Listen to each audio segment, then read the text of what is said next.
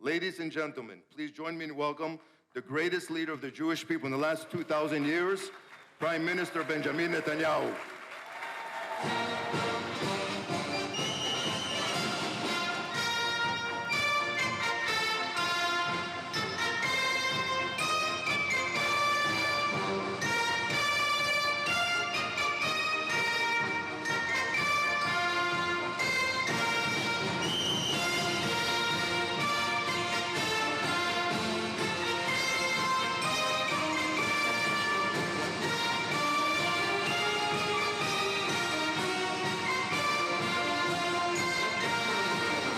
Thank you, Senators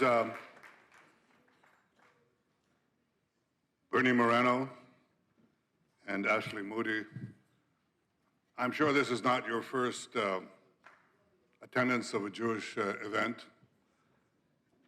And I say that also to our friends, the representatives of Congress who are here. You will note that they are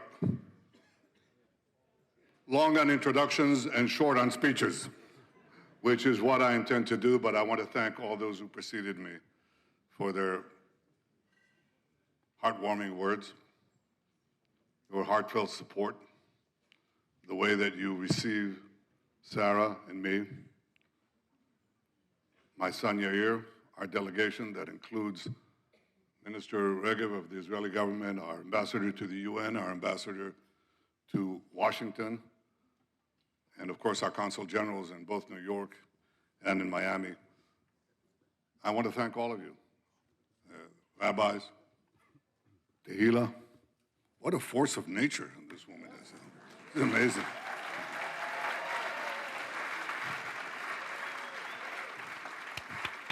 Her parents, Chana, that's where she gets it from, and Simon, that too, our wonderful friends.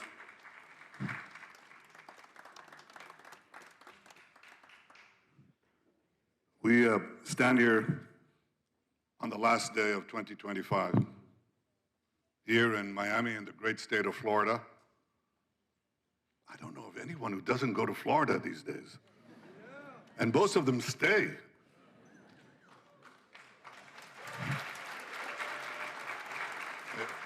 It's a pleasure to be among proud Jews and proud non-Jewish friends of the Jewish people in the state of Israel who understand that unity, strength, and resolve are the guardians and guarantors of our future. Unity, strength, and resolve. That's what makes the difference. Now, the tragedy of the history of our people is that having been exiled from our land, we lost strength, unity, and resolve. And the consequences were horrific, more than afflicted any other people in history. We were expelled from land to land. We suffered pogroms. We suffered massacres, culminating in the greatest massacre of them all, the Holocaust, in which a third of our people were lost. Outside here, we had a gathering, a reception, and a man came up to me. He's 101 years old. His name is Jake Waxall. Jake, stand up, stand up.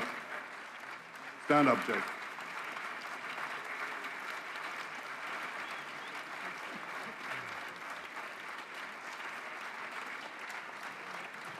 Jake is a Holocaust survivor. He escaped the death camps. And I shook his hand, and I said to him, and I said to you, I say to the entire world, never again. Never again. Never. Never again was last year, in which we demonstrated to the would-be destroyers of Israel, we shall destroy you. You shall not destroy us. Never again is next year, and never again is forever. Because we have changed Jewish history. with the establishment of the sovereign Jewish state and the sovereign Jewish army in our defense arms, we are able to do something the Jews for centuries in the diaspora could not do. We were vilified by horrible lies, horrible lies. We're poisoning the wells. We're massacring Christian children to use their blood to bake matzos for Pesach. We were carrying vermin. And these vilifications always preceded the physical attack. We could defend ourselves neither against the first nor the second. But with the rise of the State of Israel, one thing changed. We have the capacity to fend off our would-be killers. We do that, and we demonstrated that. We restored the capacity of the Jewish people to defend themselves by themselves. We could do so with our own independent force. It doesn't mean that we've stopped the vilifications. They still continue. But we have the capacity to make sure that they don't succeed. We can do so because we have incredibly brave soldiers like Rani Gvili, a hero of Israel. A hero of Israel. Rani came to the front on October 7th, came to the front with a broken arm, and then he was shot twice, and he killed 14 terrorists before he ran out of bullets. And they killed him, and they took his body to Gaza.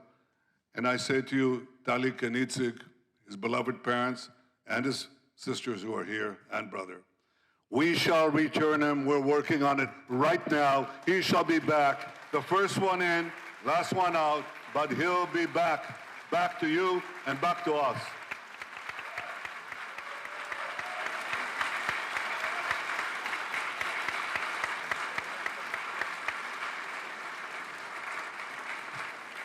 We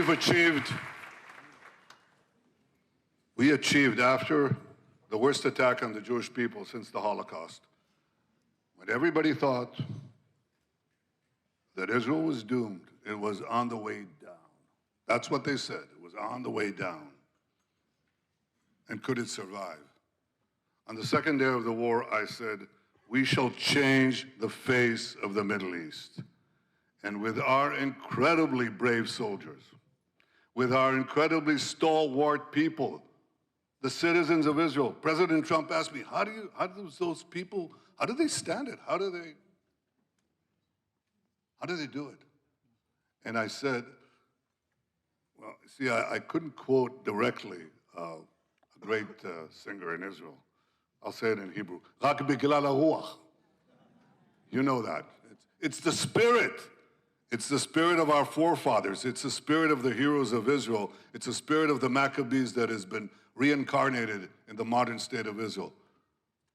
The bravery of our soldiers, the resolute stance of our people, and the correct and decisions that we took in the government that changed the face of battle and changed the face of the Middle East.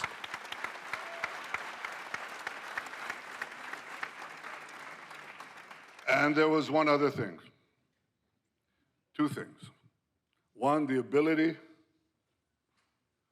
to do the right thing, to decide to do the right thing, and then do it in the face of enormous pressure, including one that came from our greatest ally. We had to show that our enemies saw that we would do what is necessary to protect the life of our state and the life of our citizens. And the fact that we did it under enormous attack in the world press and under very difficult conditions with our American ally demonstrated the depth of our resolve. That was one thing that was demonstrated, and it registered. But the second thing that happened was that we also had the friendship of the United States and the support of a president like no other, President Donald J. Trump. and the support that he gave the state of Israel.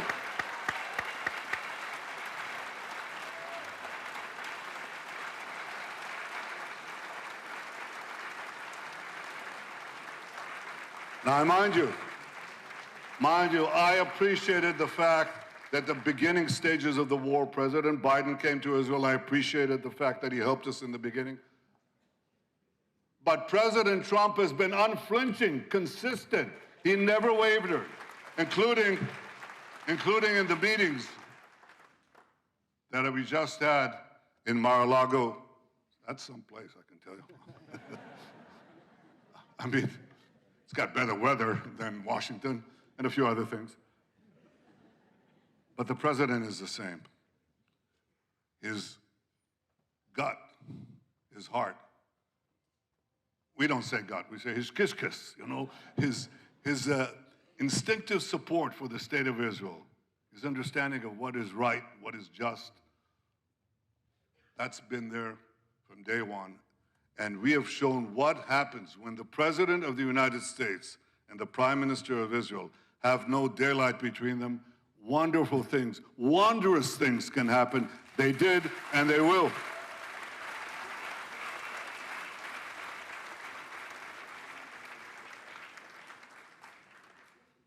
So for many, they see the wonder of Israel. They see how this small nation, gigantic in talent and in spirit, can take on enemies 10, 20 times their size and win. You could see the fact that our economy, after 2 years of war, has been rated among the 3 top economies on the planet. That's because, and I'm very proud to have led a free market revolution that unleashed the incredible talents and genius embedded in our people, in our citizens, and that came to the fore. And I have to tell you that Israel has come out of this war stronger than ever before militarily, stronger than ever before economically. Strong. What does strong mean? Well, we just signed a $37 billion gas deal. That's strong. We just have NVIDIA. NVIDIA, you know NVIDIA, small company, $4 trillion, you know. They decided to have a massive investment in Israel, and we welcome it. And all the economic indicators are amazing. Israel is a very strong country, and that bodes well for the future because you make alliances with the strong. You make peace with the strong. And we have opened up opportunities for peace that have never existed before. In the first term of President Trump's office, we did the Abraham Accords that brought 4 historic peace accords with 4 Arab states, and we're committed to do more.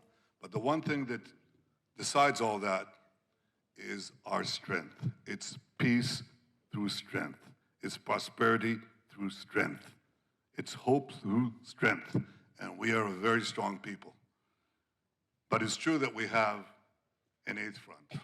And the 8th front is the rising tide of anti-Semitism around the world and the tremendous battle that we have for the truth. And if I can leave you with something today, it is this. Just as we fight the physical battle on the battlefields, and we win, we must also fight the battle for truth. We must also stand up to the scourge of anti-Semitism that endangers not only us, but every society it is infected. It starts with the Jews, it never ends with the Jews. You nip it at the bud. And that requires the courage of statesmen, public representatives, and citizens.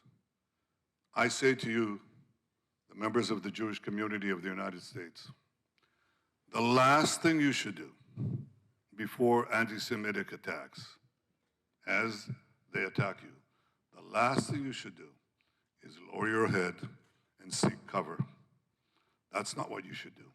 You should stand up and be counted. You should fight back. You should speak up. You should attack your attackers. You should delegitimize the delegitimizers. That's what you need to do. And I have a secret for you. Nobody will fight for you more than you fight for yourself. That's what happens. When Israel fights for itself, all the governments, not all, but so many of the governments in the world come to us. When Israel is strong, others want to partner with us. You stand up and be counted, and you will see the difference. Don't be afraid. Don't cower. Don't lower your head. And to the young college student who asked me before, 17 years old, he said what to do. Speak up, stand up, fight back. That's the important thing. It's called fight, fight, fight. And then we shall win, win, win with God's help. Shana Tova to all of you. Next year in Jerusalem, that's tomorrow. Thank you.